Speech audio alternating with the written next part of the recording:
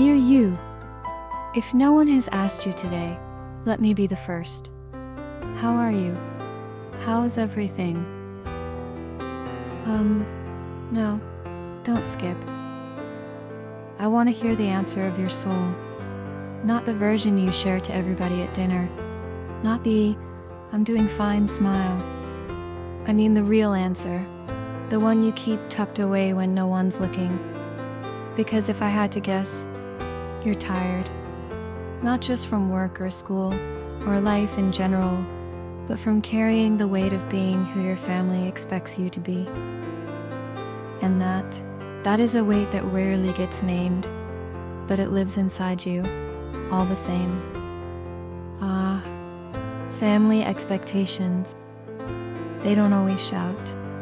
Sometimes they whisper, in the tone of a parent's disappointment, in the silence after you say something they don't understand, in the way they look at others and say, "Why can't you be more like them?" It's not always loud, but it's always there. And here's the part no one really talks about. You love them. That's what makes it so hard. Because this weight, it doesn't come from strangers. It comes from the people whose approval you've wanted since you were small enough to be held. It comes from the ones who raised you, fed you, sacrificed for you.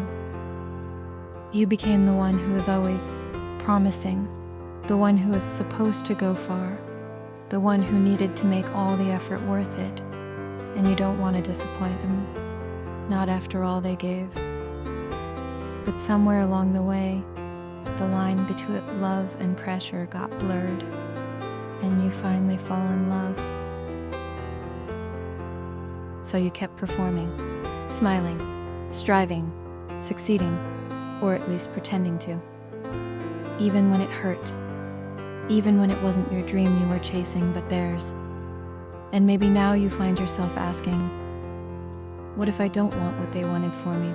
What if I fail in their eyes but succeed in mine? What if I just want peace, not greatness? These are not easy questions, because family love is often tangled in unspoken rules, and going your own way can feel like betrayal. So you keep carrying it, silently. I want you to know something. There's nothing wrong with wanting your parents to be proud. There's nothing weak about craving acceptance from the people who first made you feel safe or scared. But your life was never meant to be their second chance. You are not the correction of their regrets. You are not the answer to their fears. You are not a vessel for their unfulfilled dreams. You are you, and that's enough. Even if they don't say it, even if they never fully understand it. Maybe you were the first in your family to dream differently, the first to say, I don't want to follow this path. I don't feel like myself in this life. I don't want to be defined by what others expect from me. That kind of honesty is terrifying, because it means stepping out of the story they wrote for you. The one where you're always agreeable, always grateful, always successful, in ways they recognize. But even if it's hard to hear, you are allowed to change the story. I don't know what they expected of you. Maybe they wanted a doctor, but you dream in colors. Maybe they wanted a provider, but your heart longs to rest. Maybe they wanted someone who keeps it together, but inside, you're still trying to figure out what together even means. You are not selfish for choosing peace. You are not weak for craving softness. You are not broken because you don't want to carry everyone's hopes anymore. You are simply becoming yourself. That can be lonely. I know there's grief in growing away from those who raised you. There's guilt in carving out space for who you really are. And there's fear, real fear, that they might never truly see you the way you've always seen them. But I hope one day they do. And if they don't, I hope you still choose yourself anyway. Or carries your tired heart to bed, only you. So let me say this now. if no one else has. You are not a disappointment. You are a boundary, a beginning, a beautiful deviation from an outdated story.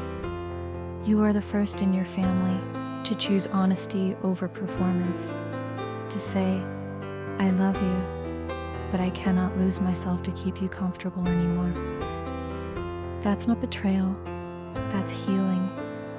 That's rewriting a cycle, so the next version of you doesn't have to live in hiding. I know this hurts. Yeah, this hurts. To walk away from the version of yourself they praise and walk toward the version they don't understand yet, but keep going. Because on the other side of their confusion is your clarity. On the other side of their silence is your softness returning. So tonight, take the pressure off, just for now. Let yourself breathe without their expectations pressing on your chest. Let yourself imagine a life that belongs fully to you, not your grades, not your job title, not your status, not your family name, just you. You don't need to prove yourself to be loved. You were born worthy.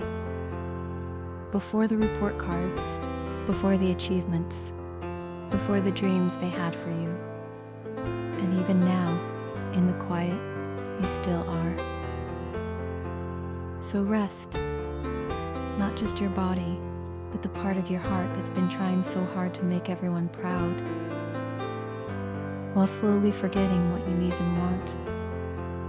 You don't have to figure it all out tonight, but you can start by telling yourself, softly, gently, my life matters, even if it looks different. I am allowed to want something else. I am not a disappointment. I am a person becoming free.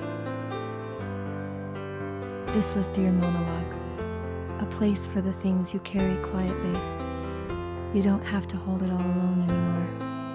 Thank you for being here, and thank you for being you. And if you're feeling so tired even after all the sleep of the world, check out the first video. It's for you. Good night.